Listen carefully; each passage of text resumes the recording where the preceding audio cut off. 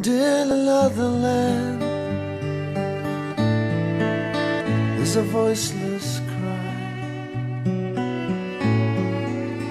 'cause all humanity sailed on by. In 2002, my husband Andrew and I started Advantage Africa to help improve the lives of some of the poorest people in Africa, where we've both worked for many years.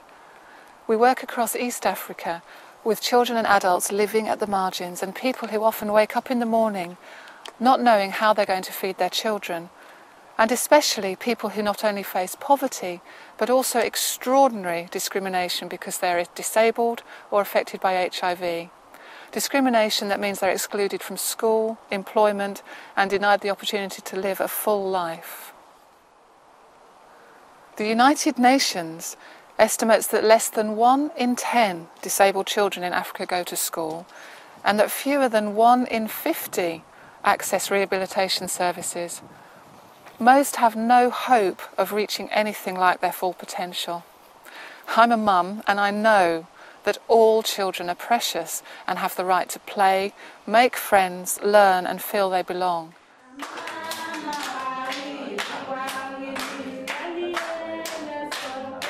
Disabled girls and boys, so often excluded from these opportunities, have little sense of self-worth, and they often feel isolated and lonely because of fear and superstition surrounding disability. It's a common belief that a disabled child is a curse, and because of this, many disabled children are simply hidden away out of sight. Tabitha has a chance. She lives in Kibwezi in Kenya and was born with cerebral palsy.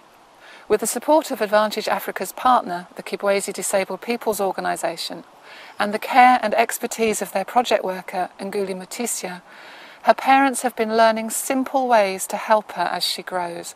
She is fully included in the family, is spoken to, played with and loved.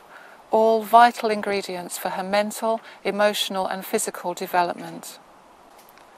Advantage Africa is also helping disabled children to be visible and included in their community, attend school, mix with other children and find their self-esteem.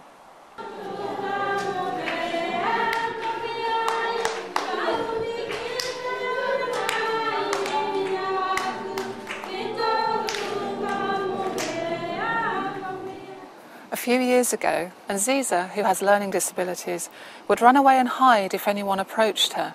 She couldn't speak or dress herself and didn't know how to keep herself clean.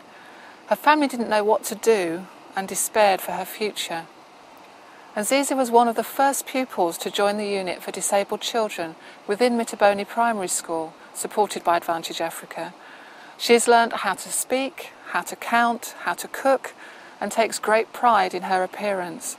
She has also learned how to have fun and laugh with her friends. Her family are so proud of her achievements.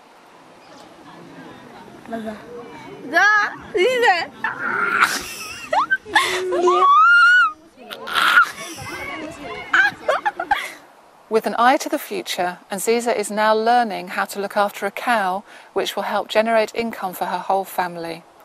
Vocational training is an important part of Advantage Africa's work, making sure that as well as life skills and general education, girls and boys with disabilities can learn skills to help them earn a living, contribute to their families and communities and become independent.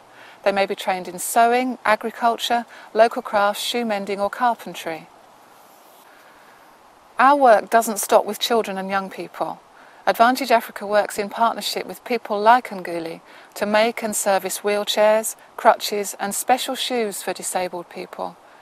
Getting around and receiving non-judgmental support from others are important steps towards restoring self-esteem, belonging, gaining greater independence and acquiring the skills to overcome poverty.